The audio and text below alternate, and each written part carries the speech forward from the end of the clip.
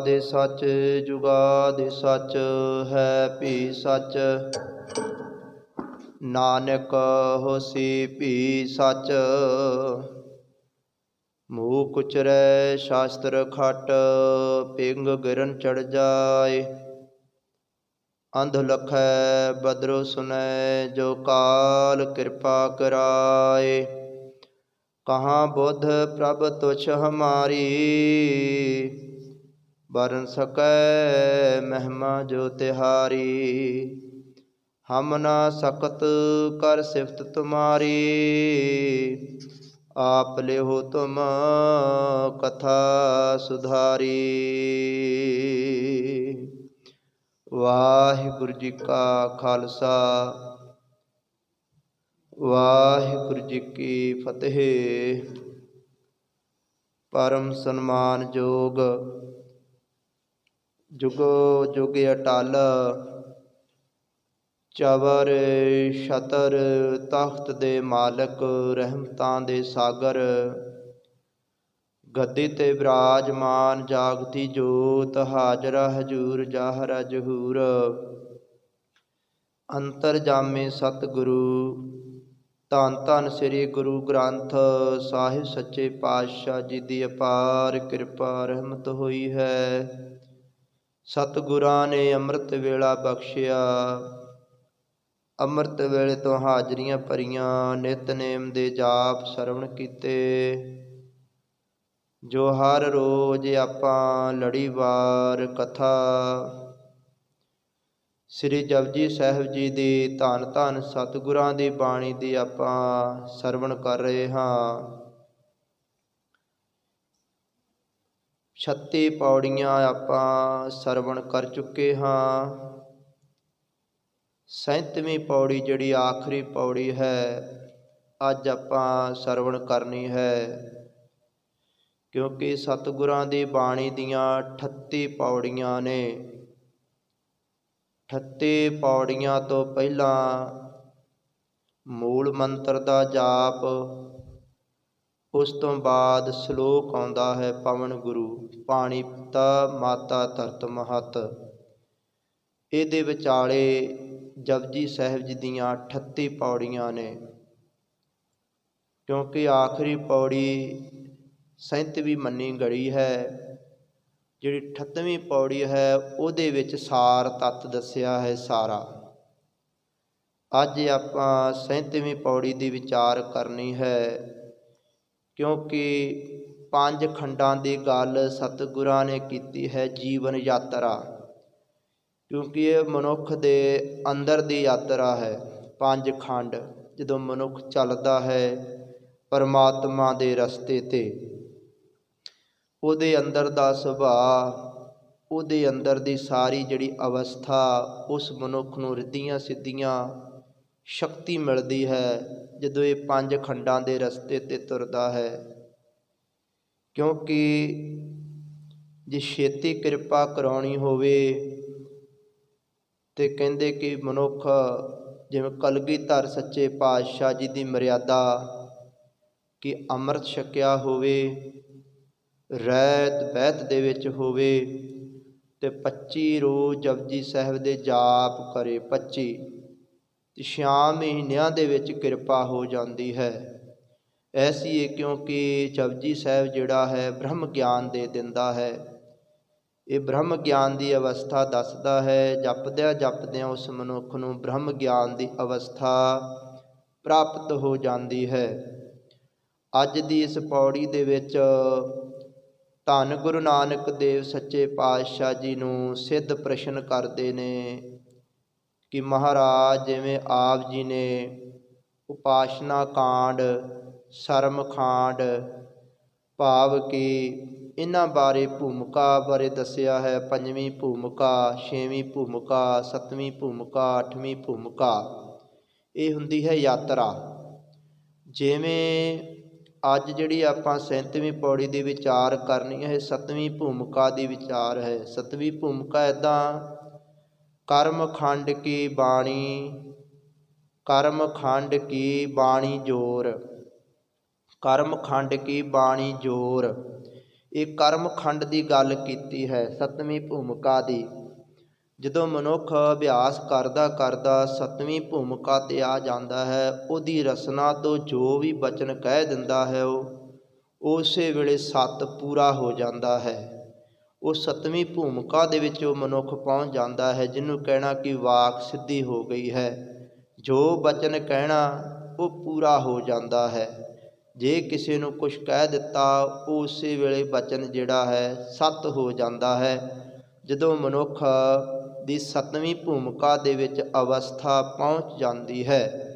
ਇਸੇ ਤਰ੍ਹਾਂ ਜਿਹੜੀ ਅੱਠਵੀਂ ਭੂਮਿਕਾ ਹੈ, ਅੱਠਵੀਂ ਭੂਮਿਕਾ ਕਿਹਾ ਜਾਂਦਾ ਹੈ ਕਿ ਉਹ ਪਰਮਾਤਮਾ ਦੀ ਹੈ, ਕਿ ਪਰਮਾਤਮਾ ਦੇ ਵਿੱਚ ਲੀਨ ਹੋ ਜਾਣਾ ਅਤੇ ਪਰਮਾਤਮਾ ਦੇ ਵਿੱਚ ਅਭੇਦ ਹੋ ਜਾਣਾ। ਪਰਮਾਤਮਾ ਅੱਠਵੀਂ ਭੂਮਿਕਾ ਹੈ। ਇਸੇ ਤਰ੍ਹਾਂ ਹੁਣ ਸੱਤਵੀਂ ਭੂਮਿਕਾ ਦੀ ਸਤਿਗੁਰੂ ਜੀ ਗੱਲ ਕਰਦੇ ਨੇ, ਕਹਿੰਦੇ ਕਰਮ ਖੰਡ ਕੀ ਬਾਣੀ ਜੋਰ। ਕਿਉਂਕਿ ਜੋਰ ਕਹਿੰਦੇ ਨੇ ਬਲ ਨੂੰ, ਸ਼ਕਤੀ ਨੂੰ, ਕਿ ਉਸ ਮਨੁੱਖ ਦੇ ਅੰਦਰ ਜਿਹੜਾ ਜਗਿਆਸੂ ਗੁਰਸਿੱਖ ਜਪਦਾ ਹੈ ਉਹਦੇ ਅੰਦਰ ਫਿਰ ਉਹ ਬਾਣੀ ਦਾ ਜੋਰ, ਬਲ ਅਤੇ ਸ਼ਕਤੀ ਉਹਦੇ ਅੰਦਰ ਆ ਜਾਂਦੀ ਹੈ ਜਦੋਂ ਕਰਮ ਖੰਡ ਦੇ ਵਿੱਚ ਪਹੁੰਚ ਜਾਂਦਾ ਹੈ, ਸੱਤਵੀਂ ਭੂਮਿਕਾ ਦੇ ਵਿੱਚ ਪਹੁੰਚ ਜਾਂਦਾ ਹੈ। ਕਿਉਂਕਿ ਉਹਨਾਂ ਦੀ ਅਵਸਥਾ ਐਸੀ ਹੋ ਜਾਂਦੀ ਹੈ, ਭਗਤ ਮੁਖੈ ਤੇ ਬੋਲਦੇ ਸੇ ਵਚਨ ਹੋਵੰਦੇ। ਕਹਿੰਦੇ ਜਿਹੜੇ ਵੀ ਗੁਰਮੁਖ ਪਿਆਰੇ ਜਦੋਂ ਸੱਤਵੀਂ ਭੂਮਿਕਾ ਦੇ ਵਿੱਚ ਤਪੱਸਿਆ ਕਰ ਕਰ ਸੇਵਾ ਕਰ ਕਰਕੇ ਪਹੁੰਚ ਜਾਂਦੇ ਨੇ, ਕਹਿੰਦੇ ਕਿ ਉਹ ਜੋ ਵੀ ਬਚਨ ਕਰਦੇ ਨੇ ਮੁਖ 'ਚੋਂ ਉਹਨਾਂ ਦਾ ਪੂਰਾ ਹੋ ਜਾਂਦਾ ਹੈ। ਐਸੀ ਕਿਰਪਾ ਹੋ ਜਾਂਦੀ ਹੈ ਉਹਨਾਂ 'ਤੇ। ਨਾਨਕ ਦਾਸ ਮੁਖ 'ਤੇ ਜੋ ਬੋਲੈ ਇਹਾ ਉਹਾ ਸੱਚ ਹੋਵੈ। ਕਹਿੰਦੇ ਗੁਰੂ ਨਾਨਕ ਦਾ ਦਾਸ ਜੋ ਸੱਤਵੀਂ ਭੂਮਿਕਾ ਦੇ ਵਿੱਚ ਪਹੁੰਚ ਜਾਂਦਾ ਹੈ ਕਿ ਇੱਥੇ ਤੇ ਕੀ ਪਰਲੋਕ ਦੇ ਵਿੱਚ ਵੀ ਉਹਦਾ ਸੱਚ ਹੋ ਜਾਂਦਾ ਹੈ। ਐਸੀ ਕਿਰਪਾ ਹੋ ਜਾਂਦੀ ਹੈ ਉਹਦੇ 'ਤੇ। ਇਸੇ ਤਰ੍ਹਾਂ ਭਾਈ ਗੋਦੜੀਆ ਜੀ ਹੋਏ ਨੇ ਸੱਤਵੇਂ ਪਾਤਸ਼ਾਹ ਜੀ ਦੇ ਵੇਲੇ। ਸੱਤਵੇਂ ਪਾਤਸ਼ਾਹ ਜੀ ਦੇ ਕੋਲ ਰਹਿੰਦੇ ਸਨ, ਸੇਵਾ ਕਰਦੇ, ਅਤੇ ਰੋਜ਼ ਉਹਨਾਂ ਨੇ 25 ਜਪਜੀ ਸਾਹਿਬ ਦੇ ਜਾਪ ਕਰਿਆ ਕਰਨੇ ਅਤੇ ਸੇਵਾ ਕਰਿਆ ਕਰਨੀ। ਉਹਨਾਂ ਦੀ ਇੰਨੀ ਉੱਚੀ ਅਵਸਥਾ ਬਣ ਗਈ, ਉਹ ਜਿਸ ਕਿਸੇ ਨੂੰ ਕੋਈ ਵੀ ਬਚਨ ਬੋਲਦੇ ਅਤੇ ਕਹਿੰਦੇ ਉਹ ਜਿਹੜਾ ਬਚਨ ਸੀ ਉਹਨਾਂ ਦਾ ਪੂਰਾ ਹੋ ਜਾਂਦਾ ਸੀਗਾ।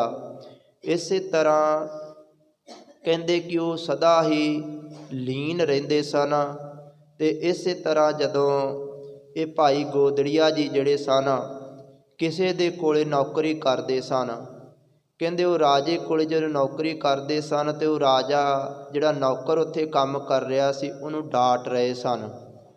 ਕਹਿੰਦੇ ਜਦੋਂ ਡਾਂਟਿਆ ਤਾਂ ਭਾਈ ਗੋਦੜੀਆ ਜੀ ਨੂੰ ਤਰਸ ਆ ਗਿਆ। ਕਹਿੰਦੇ ਨਾ ਬਈ ਤੂੰ ਇਹਨੂੰ ਕੁਛ ਨਾ ਕਹਿ। ਅਤੇ ਉਹ ਰਾਜਾ ਕਹਿੰਦਾ ਕਿ ਉਹ ਹੰਕਾਰਿਆ ਸੀ ਪੈਸੇ ਦੇ ਵਿੱਚ ਚੌਧਰੀ। ਕਹਿੰਦੇ ਕਿ ਜਦੋਂ ਉਹਨੂੰ ਕਿਹਾ ਕਿ ਨਾ ਕਹਿ ਕੁਛ, ਉਹ ਕਹਿੰਦਾ ਤੂੰ ਆਪਦਾ ਕੰਮ ਕਰੀ ਜਾ, ਜਿਹੜਾ ਤੈਨੂੰ ਮੈਂ ਕੰਮ ਲਾਇਆ ਉਹ ਕਰ, ਤੂੰ ਇਹਨੂੰ ਮੈਂ ਜੋ ਮਰਜ਼ੀ ਕਵਾਂ ਤੈਨੂੰ ਕੀ। ਅਤੇ ਭਾਈ ਗੋਦੜੀਆ ਜੀ ਨੂੰ ਕਹਿ ਦਿੱਤਾ ਕਿ ਤੂੰ ਐਵੇਂ ਹੰਕਾਰਿਆ ਅਤੇ ਆਫਰਿਆ ਫਿਰਦਾ ਹੈ।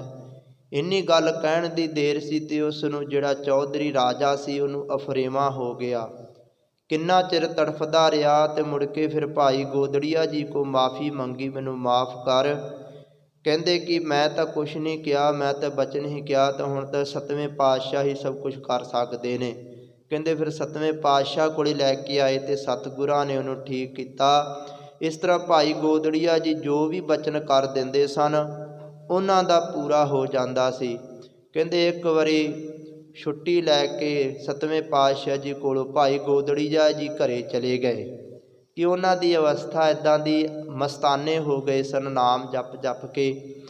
ਘਰਦਿਆਂ ਨੇ ਕੀ ਕੀਤਾ, ਇੱਕ ਵਾਰੀ ਉਹਨੂੰ ਕੰਮੇ ਲਾ ਦਿੱਤਾ ਕਿ ਜਾਓ ਜਾ ਕੇ ਖੇਤਾਂ ਵਿੱਚ ਕੰਮ ਕਰੋ। ਬੱਚਿਆਂ ਨੇ ਖੇਤਾਂ ਨੂੰ ਭੇਜ ਦਿੱਤਾ। ਕਹਿੰਦੇ ਕੰਮ ਕਰੀ ਗਏ ਉੱਥੇ ਸਾਰਾ ਦਿਨ, ਨਾ ਕੋਈ ਪਾਣੀ ਨਾ ਕੋਈ ਪ੍ਰਸ਼ਾਦਾ ਘਰਦਿਆਂ ਨੇ ਨਾ ਪੁੱਛਿਆ। ਅਤੇ ਕਹਿੰਦੇ ਜਦੋਂ ਕੋਈ ਉੱਥੋਂ ਲੰਘ ਰਿਹਾ ਸੀਗਾ, ਕਹਿੰਦੇ ਕਿ ਕੀ ਕਰ ਰਹੇ ਹੋ? ਕਹਿੰਦੇ ਮੈਂ ਘਰਦਿਆਂ ਦੀਆਂ ਜੜ੍ਹਾਂ ਪੁੱਟ ਰਿਹਾ ਹਾਂ। ਕਹਿੰਦੇ ਇੰਨੀ ਗੱਲ ਕਹਿਣ ਦੀ ਦੇਰ ਸੀ ਉਹ ਸਾਰਾ ਪਰਿਵਾਰ ਜਿਹੜਾ ਖਤਮ ਹੋ ਗਿਆ। ਅਤੇ ਕਹਿੰਦੇ ਭਾਈ ਗੋਦੜੀਆ ਜੀ ਇਕੱਲੇ ਰਹਿ ਗਏ, ਕਿਉਂਕਿ ਉਹਨਾਂ ਦੀ ਰਸਨਾ ਦੇ ਉੱਤੇ ਉਹ ਜਿਹੜੀ ਸੱਤਵੀਂ ਭੂਮਿਕਾ ਸੀ ਉਹ ਬਚਨ ਜਿਹੜਾ ਹੈ ਜੋ ਵੀ ਕਹਿ ਦਿੰਦੇ ਸਨ ਪੂਰਾ ਹੋ ਜਾਂਦਾ ਸੀ। ਕਿਉਂਕਿ ਮਹਾਂਪੁਰਖ ਦੱਸਦੇ ਨੇ ਜਦੋਂ ਮਨੁੱਖ ਦੀ ਇਹ ਅਵਸਥਾ ਹੋ ਜਾਂਦੀ ਹੈ ਤੇ ਉਹ ਮਨੁੱਖ ਲੁਕਦਾ ਰਹਿੰਦਾ ਹੈ ਕਿ ਮੇਰੇ ਕੋਲੋਂ ਕੋਈ ਮਾੜਾ ਬਚਨ ਨਾ ਨਿਕਲ ਜਾਵੇ। ਕਿਉਂਕਿ ਉਹ ਸੱਤਵੀਂ ਭੂਮਿਕਾ ਦੀ ਅਵਸਥਾ ਦੇ ਵਿੱਚ ਪਹੁੰਚ ਜਾਂਦੇ ਨੇ, ਉਹ ਜ਼ਿਆਦਾ ਚੁੱਪ ਰਹਿੰਦੇ ਨੇ। ਕਿਉਂਕਿ ਬਾਣੀ ਦੇ ਵਿੱਚ ਵੀ ਤਾਂ ਹੀ ਕਿਹਾ ਹੈ, ਥੋੜ੍ਹਾ ਖਾਣਾ, ਥੋੜ੍ਹਾ ਬੋਲਣਾ, ਥੋੜ੍ਹਾ ਸੌਣਾ। ਇਹ ਸਤਿਗੁਰਾਂ ਨੇ, ਧੰਨ ਗੁਰੂ ਨਾਨਕ ਦੇਵ ਸੱਚੇ ਪਾਤਸ਼ਾਹ ਜੀ ਆਪਣੀ ਬਾਣੀ ਵਿੱਚ ਕਹਿੰਦੇ ਨੇ।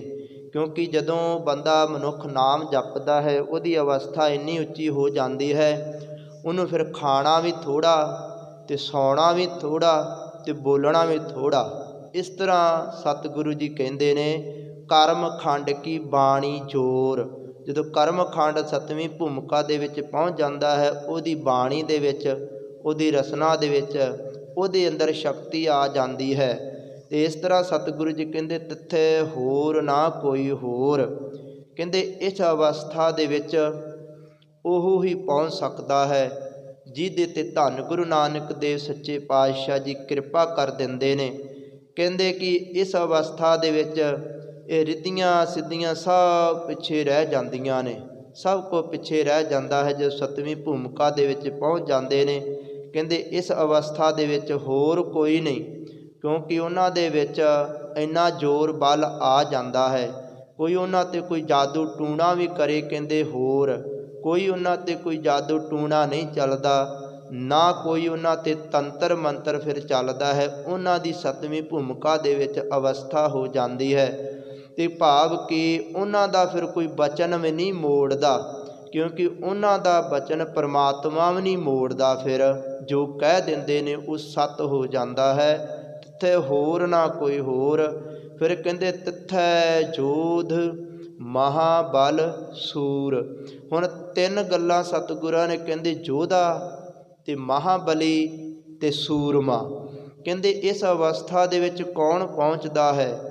ਕਹਿੰਦੇ ਜਿਹਦਾ ਉਹ ਹੁੰਦਾ ਹੈ ਇੱਕ ਰੱਥੀ, ਭਾਵ ਕਿ ਜਿਹਨੂੰ ਕਹਿਣਾ ਕਿ ਯੋਧਾ ਕਿਹਾ ਜਾਂਦਾ ਹੈ, ਜਿਹੜਾ ਆਪਣੇ ਇੰਦਰੀਆਂ ਨੂੰ, ਆਪਣੇ ਸਰੀਰ ਨੂੰ ਕਾਬੂ ਕਰਕੇ ਰੱਖਦਾ ਹੈ। ਜਿਵੇਂ ਮੰਨ ਲਓ ਸਾਡੇ ਅੰਦਰ ਕੋਈ ਮਾੜਾ ਕੰਮ ਕਰਨ ਨੂੰ ਮਨ ਕਰਦਾ ਹੈ, ਪਰ ਜਿਹੜਾ ਸਰੀਰ ਅਸੀਂ ਕਾਬੂ ਕੀਤਾ ਹੋਇਆ ਹੈ ਕਿ ਨਹੀਂ ਜਾਣ ਦੇਣਾ, ਇਹਨੂੰ ਕਹਿੰਦੇ ਨੇ ਯੋਧਾ ਹੈ, ਕਿ ਬਈ ਆਪਣੇ ਸਰੀਰ ਨੂੰ ਰੋਕ ਕੇ ਰੱਖਿਆ ਹੋਇਆ ਹੈ। ਮਹਾਬਲੀ ਉਹ ਹੈ ਕਿ ਭਾਵ ਕਿ ਆਪਣੀਆਂ ਇੰਦਰੀਆਂ ਨੂੰ ਕਾਬੂ ਰੱਖਦਾ ਹੈ। ਜਦੋਂ ਕੋਈ ਮਾੜਾ ਫੁਰਨਾ ਆਉਂਦਾ ਹੈ ਤਾਂ ਪਰਮਾਤਮਾ ਵੱਲ ਆਪਣਾ ਧਿਆਨ ਲਾ ਲੈਂਦਾ ਹੈ, ਕਿ ਉਹਨੂੰ ਰੋਕ ਕੇ ਰੱਖਦਾ ਹੈ, ਕਿ ਮਾੜਾ ਫੁਰਨਾ ਵੀ ਨਹੀਂ ਆਉਣ ਦਿੰਦਾ। ਕਹਿੰਦੇ ਸੂਰਮੇ ਉਹ ਨੇ ਅਤ ਰੱਥੀ, ਭਾਵ ਕਿ ਕਰਮਖੰਡੀ ਜਿਹੜੇ ਸੂਰਮੇ ਨੇ, ਜਿਹੜੇ ਪਹੁੰਚ ਚੁੱਕੇ ਨੇ ਮਹਾਬਲੀ। ਕਹਿੰਦੇ ਜਿਹੜੇ ਉਹ ਸੂਰਮੇ, ਕਹਿੰਦੇ ਜਿਹੜੇ ਕਿ ਸਦਾ ਹੀ ਸਿਮਰਨ ਦੇ ਵਿੱਚ ਲੱਗੇ ਰਹਿੰਦੇ ਨੇ, ਉਹਨਾਂ ਦੇ ਅੰਦਰ ਕਦੇ ਫੁਰਨਾ ਆਇਆ ਹੀ ਨਹੀਂ। ਤਾਂ ਸਤਿਗੁਰੂ ਜੀ ਕਹਿੰਦੇ ਉਹ ਜਿਹੜੇ ਮਨੁੱਖ ਨੇ, ਜਿਹੜੇ ਉਹ ਜਗਿਆਸੂ, ਉਹ ਗੁਰਸਿੱਖ, ਤਿੱਥੈ ਜੋਧ ਮਹਾਬਲ ਸੂਰ। ਕਹਿੰਦੇ ਜੋਧੇ ਅਤੇ ਮਹਾਬਲੀ ਅਤੇ ਸੂਰਮੇ ਹੀ ਇਹ ਸੱਤਵੀਂ ਭੂਮਿਕਾ ਦੇ ਵਿੱਚ ਉਹ ਪਹੁੰਚਦੇ ਨੇ, ਜਿਨ੍ਹਾਂ 'ਤੇ ਗੁਰੂ ਦੀ ਕਿਰਪਾ ਹੋ ਜਾਂਦੀ ਹੈ। ਫਿਰ ਕਹਿੰਦੇ ਉਹਨਾਂ ਦੀ ਅਵਸਥਾ ਐਸੀ ਹੋ ਜਾਂਦੀ ਹੈ, ਸਤਿਗੁਰੂ ਜੀ ਕਹਿੰਦੇ ਤਿਨ ਮਹਿ ਰਾਮ ਰਹਿਆ ਭਰਪੂਰ।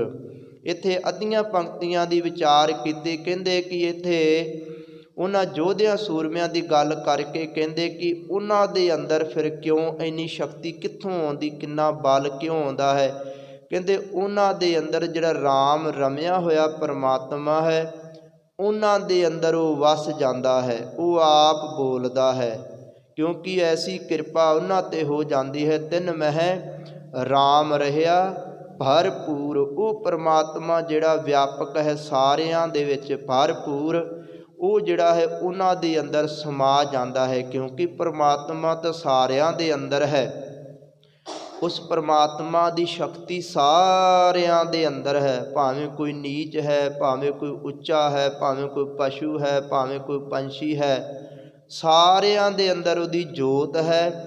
ਪਰ ਉਸ ਜੋਤ ਨੂੰ ਪ੍ਰਗਟ ਕਰਨਾ ਪੈਂਦਾ ਹੈ। ਜਿਵੇਂ ਮੰਨ ਲਓ ਧਰਤੀ ਦੇ ਥੱਲੇ ਪਾਣੀ ਹੈ, ਅਸੀਂ ਬੋਰ ਕਰਾਂਗੇ ਤਾਂ ਉਹ ਪਾਣੀ ਬਾਹਰ ਆ ਜਾਂਦਾ ਹੈ। ਇਸੇ ਤਰ੍ਹਾਂ ਜਦੋਂ ਮਨੁੱਖ ਨਾਮ ਜਪਦਾ ਹੈ, ਜਿਹੜੀ ਅੰਦਰ ਜੋਤ ਹੈ ਤੇ ਕਹਿੰਦੇ ਉਹ ਜਗ ਜਾਂਦੀ ਹੈ, ਜਿਹਨੂੰ ਕਹਿੰਦੇ ਪ੍ਰਕਾਸ਼ ਹੋ ਜਾਂਦਾ ਹੈ। ਉਹ ਫਿਰ ਸੱਤਵੀਂ ਭੂਮਿਕਾ ਜਿਹੜੀ ਹੈ ਬਲ ਅਤੇ ਸ਼ਕਤੀ ਮਿਲ ਜਾਂਦੀ ਹੈ, कि कहते इस तरह राम रहिया भरपूर, उन्होंने अंदर वो राम जिहड़ा व्यापक हो जाता है।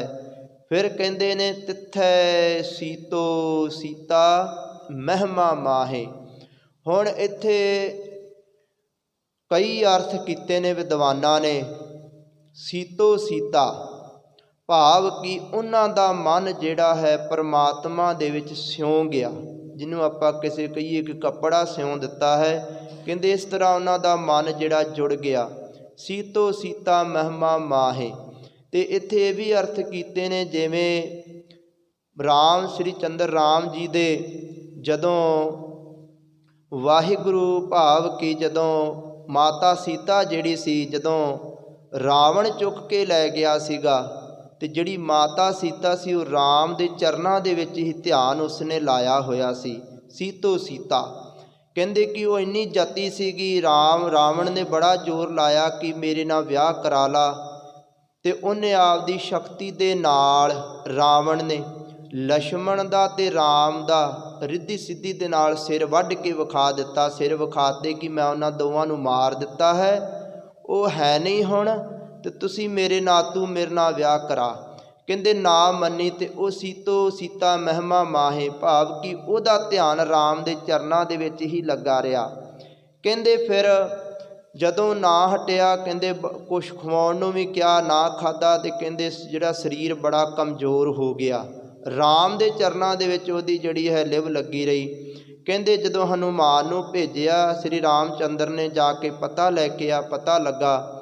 कहते कि फिर जदों हनुमान गया तो जाके देखिया, उन्हें पछाण ना कीती ते आपदी छाती पाड़ के दिखाई कि मेरे अंदर राम वसदा है।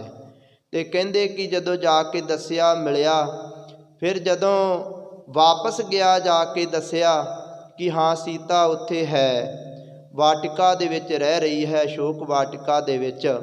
ते राम कहंदा कि वो मर क्यों नहीं गई। फिर कहंदे वो मरदी किवें, सीतो सीता महिमा माहे, कहंदे मरदी किवें, उन्हां दा जिहड़ा ध्यान है तुहाडे चरनां दे विच, आत्मा ते इत्थे पहुंची हुई है, शरीर है उत्थे कल्ला उन्हां दा। ते कहंदे किवें, कहंदे कि जदों भी उहनूं देवगण लैण आउंदे ने कि सीता ने शरीर छੱਡ दिता है, तो कहते उत्थे कला शरीर है, आत्मा तो तुहाडे चरनां दे विच लगी हुई है, इत्थे बैठी है, तो किवें उहनूं लिजा सकते हैं। तां कहते कि जिवें सीता जती सती हुई है, तो कहते कि उत्थे जिहड़े सतवीं भूमिका दे विच कहते सचखंड जिथे कहा जाता है, कहते उत्थे कई तरह दियां इस तरह जीव आत्मावां जिहड़ियां जती सती रह रहीआं ने, ते कहंदियां वो राम दे विच समाईयां, उस परमात्मा दे विच समाईयां होईयां ने। जिहड़ा रमिया होया राम है, जिहड़ा सारियां दे विच व्यापक है, उहदे विच वो समाईयां होईयां ने। कहंदे कि इस तरह सीतो सीता महिमा माहे, जिवें सतगुरु जी कहंदे बिन तागे बिन सोई आनी, मन हर भगती संग सीमना। कहंदे जिवें सूई कपड़ा सींदी है धागा पा के, इसे तरह जिहड़े जग्यासू ते गुरसिख ने, उन्हां दा मन जिहड़ा है सीता जांदा है, तो जती ते सती हो जाते ने। जिवें सीता सी, इस तरह उन्हां दा भी ध्यान परमात्मा दे विच लगा रहिंदा है। तिथे सीतो सीता महिमा माहे, ताके रूप ना कथने जाहे। सतगुरु जी कहंदे उन्हां दे रूप जिहड़े ने नहीं कथे जा सकते, वो किन्नी भगती कर रहे ने, किस तरह रह रहे ने। कहंदे वो तो आप ही जा परमात्मा जानता है, ना वह मरहै ना ठागे जाहे। कहंदे जिन्हां दे अंदर वो परमात्मा वस जाता है, ना वो मरदे ने कदे, क्योंकि शरीर करके तो सारियां दी मौत हो जाती है, पर आत्मा की जिहड़ी है वो मौत नहीं हुंदी। आपां कहने ना मनुख मर गया है, मनुख कदे नहीं मरदा, ਉਹਦਾ शरीर मर जाता है, क्योंकि चोला है। जिवें आपां कपड़े बदलते हाँ रोज़, इस तरह ये शरीर बदलता है, आत्मा उस तरह ही रहिंदी है, वो मनुख उस तरह ही रहिंदा है। इस तरह सतगुरु जी कहते जिहड़े नाम जप जाते हैं, जिन्हां ते किरपा हो जाती है, सतवीं भूमिका च पहुँच जाते हैं, कहते उन्हां ते ऐसी किरपा हो जाती, वो कदे मरदे ही नहीं। क्योंकि जिन्ने भी शहीद होए ने, वो कोई भी नहीं मरिया, अज भी साडे कोल ने, वो सारे बैठे हुए ने। जिन्ने भी गुरु साहिबान ने साडे कोल ने, क्योंकि जिन्हां दी अवस्था बन गई ना वो कदे मरदे ने ना ठगे जाहे, ना उन्हां नूं कोई ठग सकता है। वो ब्रह्म की अवस्था विच पहुँच जाते ने। जिनके राम वसै मन माहे, जिन्हां दे अंदर वो परमात्मा रमिया होया राम जदों वस जाता है तो किरपा हो जाती है।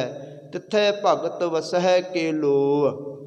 हुण लो कहंदे ने प्रकाश नूं भी लो किया है, लो तख्त नूं भी किया है, वखरा वखरा कहंदे जिथे भगत वसदे ने। कहंदे जिथे भगतां दा स्थान है वसदे होए जिथे लो भाव कि उन्हां दे अंदर प्रकाश हो जाता है। किथे? क्योंकि जिथे लो प्रकाश है परमात्मा दा। क्योंकि जदों आपां नाम दा अभ्यास ज़्यादा करिए, एक तो अपने अंदर जिवें फोटोआं ने, जिवें अपने इत्थे फोटोआं लगियां ने तो आपां फोटोआं दा ध्यान करिए तो ध्यान पिछे रह जाता है। क्योंकि ये फोटोआं नकली ने। एक किसी तस्वीरदार ने फोटोआं बनाईयां ने, जिहड़ा परमात्मा दा कलगीधर सच्चे पातशाह जी का असली रूप है, जां गुरु नानक सच्चे पातशाह जी का असली रूप है, वो प्रकाश रूप है।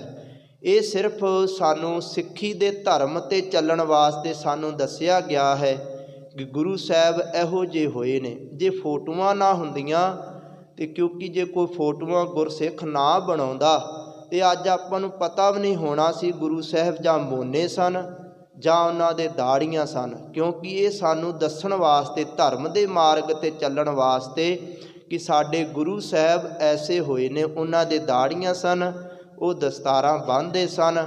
क्योंकि ये जोर लाया भी जा रहा है कि फोटोआं नूं कढ़िया जावे, इन धर्म दे विचों गुरसिखां दे विचों कढ़िया जावे कि मन मत है। क्योंकि सतवें पातशाह दे वेले, छेवें पातशाह दे वेले अते नौवें पातशाह दे वेले एक गुरसिख ने छेवें पातशाह जी दी कोल बैठ के फोटो बनाई सी सतगुरां दी। जे चाहुंदे छेवें पातशाह उदों रोक सकते सन कि फोटोआं की कोई लोड़ नहीं। क्योंकि छेवें पातशाह दे वेले छेवें पातशाह की फोटो बनाई गई सी। तो गुरु तेग बहादुर सच्चे पातशाह जी दे वेले भी तस्वीर जिहड़ी गुरु तेग बहादुर सच्चे पातशाह जी की फोटो गुरसिखां ने बनाई सी।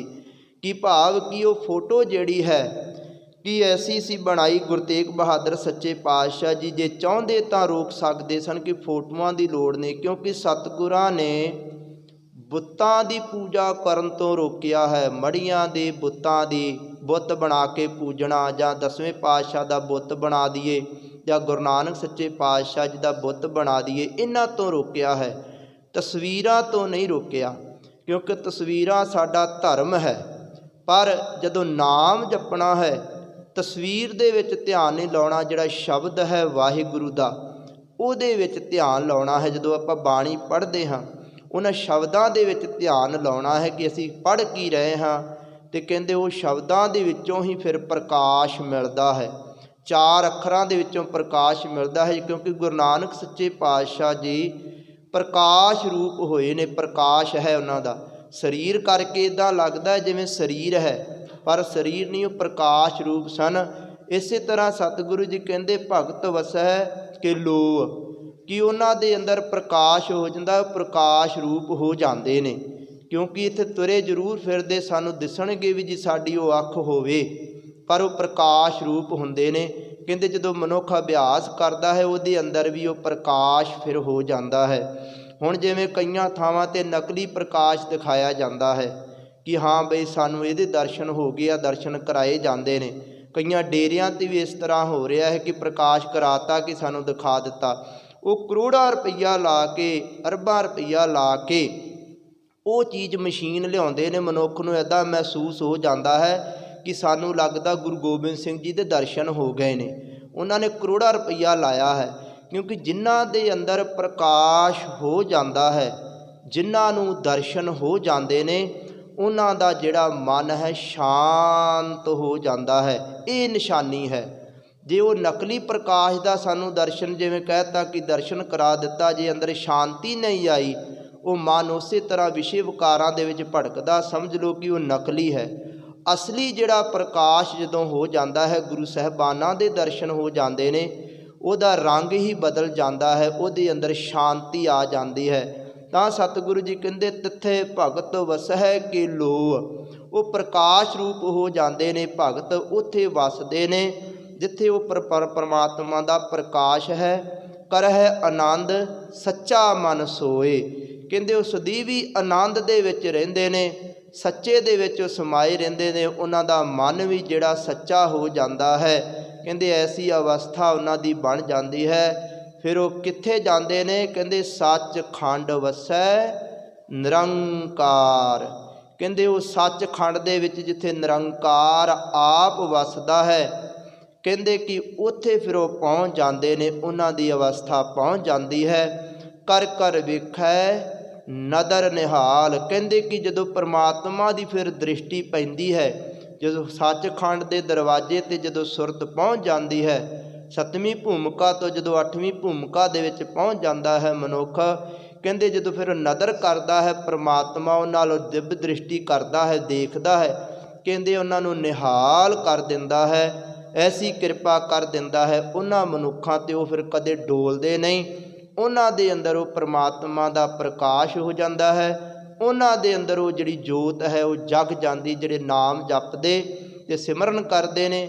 ਕਰ ਕਰ ਵੇਖੈ ਨਦਰ ਨਿਹਾਲ, ਤਿੱਥੈ ਖੰਡ ਮੰਡਲ ਵਰ ਭੰਡ, ਕਹਿੰਦੇ ਉਹਨਾਂ ਦੇ ਅੰਦਰ ਇੰਨੀ ਉੱਚੀ ਅਵਸਥਾ ਹੋ ਜਾਂਦੀ ਹੈ ਕਿ ਖੰਡ, ਜਿਵੇਂ 9 ਖੰਡ ਧਰਤੀਆਂ ਗਿਣੀਆਂ ਨੇ, ਮੰਡਲ ਸ਼ਿਵਪੁਰੀ, ਬ੍ਰਹਮਪੁਰੀ, ਇੰਦਰਪੁਰੀ, ਕਹਿੰਦੇ ਇਹਨਾਂ ਦਾ ਸਾਰਿਆਂ ਦਾ ਗਿਆਨ ਉਹਨੂੰ ਹੋ ਜਾਂਦਾ ਹੈ। ਵਰ ਭੰਡ, ਕਿੰਨੇ ਬ੍ਰਹਮੰਡ ਨੇ, ਕਹਿੰਦੇ ਸਾਰੇ ਬ੍ਰਹਮੰਡਾਂ ਨੂੰ ਫਿਰ ਉਹ ਵੇਖ ਲੈਂਦਾ ਜਦੋਂ ਪਰਮਾਤਮਾ ਦਾ ਉਹਦੇ ਅੰਦਰ ਪ੍ਰਕਾਸ਼ ਹੋ ਜਾਂਦਾ ਹੈ। ਜੇ ਕੋ ਕਥੈ ਤਾਂ ਅੰਤ ਨਾ ਅੰਤ, ਕਹਿੰਦੇ ਜੇ ਕੋਈ ਕਥਨ ਕਰਨਾ ਵੀ ਚਾਹਵੇ ਕਿ ਮੈਂ ਕਥਨ ਕਰ ਦਾਂਗਾ, ਕਿ ਕਹਿੰਦੇ ਉਹਨਾਂ ਚੀਜ਼ਾਂ ਦਾ ਅੰਤ ਨਹੀਂ, ਨਾ ਜਪਣ ਵਾਲਿਆਂ ਦਾ, ਨਾ ਬ੍ਰਹਮੰਡਾਂ ਦਾ, ਨਾ ਬ੍ਰਹਮਪੁਰੀਆਂ ਦਾ, ਨਾ ਧਰਤੀਆਂ ਦਾ, ਕਹਿੰਦੇ ਉਹ ਅੰਤ ਨਹੀਂ ਪਾਇਆ ਜਾ ਸਕਦਾ।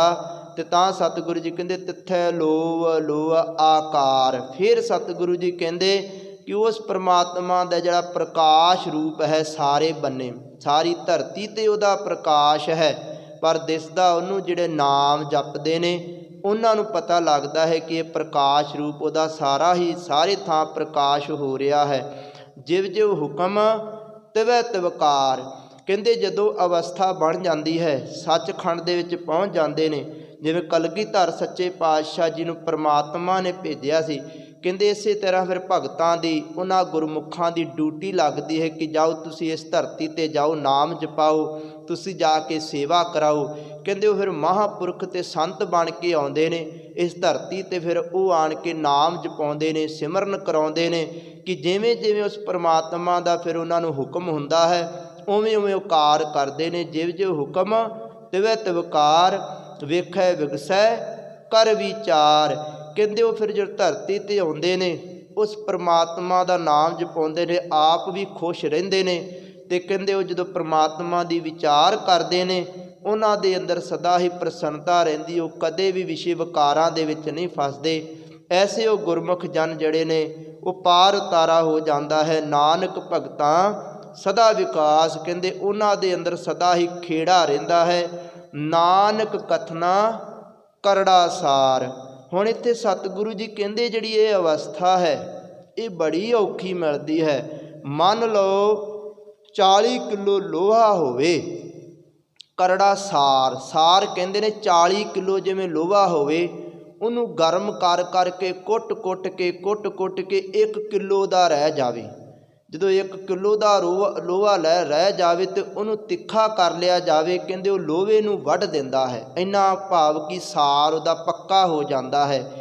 ਕਹਿੰਦੇ ਕਿ ਇਸੇ ਤਰ੍ਹਾਂ ਜਿਹੜੀ ਇਹ ਅਵਸਥਾ ਹੈ ਇਸ ਨੂੰ ਪਾਉਣ ਵਾਸਤੇ ਕਰੜਾ ਸਾਰ, ਕਿਉਂਕਿ ਜਿੰਨਾ ਮਨ ਨੂੰ ਕੁੱਟਿਆ ਜਾਂਦਾ ਹੈ, ਜਪਿਆ ਜਾਂਦਾ ਹੈ, ਕਹਿੰਦੇ ਵੀ 40 ਕਿਲੋ ਲੋਹਾ ਕੁੱਟ ਕੇ ਕਿਲੋ ਰਹਿ ਜਾਵੇ, ਉਹ ਸਾਰ ਬਣ ਜਾਂਦਾ ਹੈ। ਤਤ ਸਾਰ ਇੰਨਾ ਪੱਕਾ, ਉਹ ਲੋਹੇ ਨੂੰ ਵੱਢ ਦਿੰਦਾ ਹੈ ਅਤੇ ਉਸ ਨੂੰ ਕੁਛ ਨਹੀਂ ਹੁੰਦਾ, ਇੰਨਾ ਪੱਕਾ ਹੋ ਜਾਂਦਾ ਹੈ। ਧੰਨ ਗੁਰੂ ਨਾਨਕ ਦੇਵ ਸੱਚੇ ਪਾਤਸ਼ਾਹ ਜੀ ਕਹਿੰਦੇ ਜਦੋਂ ਇੰਨਾ ਪੱਕਾ ਮਨ ਹੋ ਜਾਵੇ ਇਸ ਅਵਸਥਾ 'ਤੇ ਫਿਰ ਉਹ ਮਨੁੱਖ ਪਹੁੰਚਦਾ ਹੈ ਅਤੇ ਉਹਦੇ 'ਤੇ ਕਿਰਪਾ ਹੋ ਜਾਂਦੀ। ਬੜਾ ਕਰੜਾ ਅਤੇ ਕਹਿੰਦੇ ਕਠਿਨ ਬੜਾ ਹੈ ਕੰਮ ਕਰਨਾ, पर जे गुरु की कृपा हो जावे तो ये अवस्था की जिहड़ी है प्राप्ति हो जाती है। तो यदी जिहड़ी विचार है सतगुरां ने 5 खंडां दी आपां नूं करके सुनाई, साडे ते कृपा कीती है। जिहड़े जपजी साहिब दे 25 जाप जां 50 जाप करदे ने उन्हां नूं ये जिहड़ी छेती अवस्था की जिहड़ी प्राप्ति हो जाती है, क्योंकि जपजी साहिब जिहड़ा ब्रह्म ज्ञान की अवस्था बख्शिश करदा है। जिन्ने भी महापुरख होए ने उन्होंने 1.25 लाख जपजी साहिब का जाप किए इस धरती ते आण के, ते उन्हां दी जिहड़ी ब्रह्म की अवस्था बनी। जो भी मनुख करता है उन्हां ते कृपा हो जाती है। नानक कथना करड़ा सार, बड़ी कठिन घालना है, जे गुरु कृपा कर दवे तो इसकी प्राप्ति हो जाती है। सो होइयां भुलां दी खिमा। आओ आनंद साहिब का जाप करिए, अरदास दे शामिल होइए। वाहिगुरू जी का खालसा, वाहिगुरू जी की फतेह। राम कली महला तीजा।